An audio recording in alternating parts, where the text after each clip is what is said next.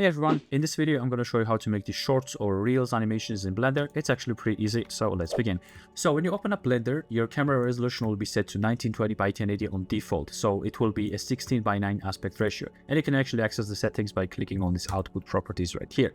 So if you want to flip the resolution and turn this into vertical, you can actually switch these and then type 1080 by 1920 over here. So let's actually do that. I'm going to click here and then type 1080 tab 1920, and now I'm going to get a fully vertical resolution. And you can actually make your animations like this, but sometimes you might want to have a square resolution instead of a fully vertical, so you can actually drag down and then type 1080 by 1080 for both of them, and you will have a square resolution.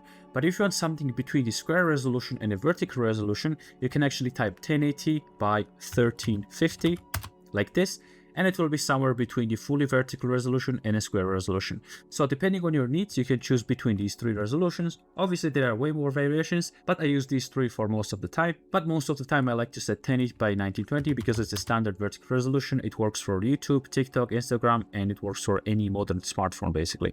So you can actually change your camera like this and then bring your map, bring your characters, and then start animating pretty easily from here. And if you want to have these rule of thirds guiding lights, you can actually select the camera, go to the camera properties, scroll down, expand the composition guides, and then make sure you enable thirds like this. And if you only want to see what's going on in the camera, you can actually take this passepartout setting and then drag this all the way up, and now you'll be able to animate a lot easier because you know what's going on inside the camera and you won't mess up your scenes like this. So that's pretty much it for this tutorial. Thanks for watching, and I will see you in the next video.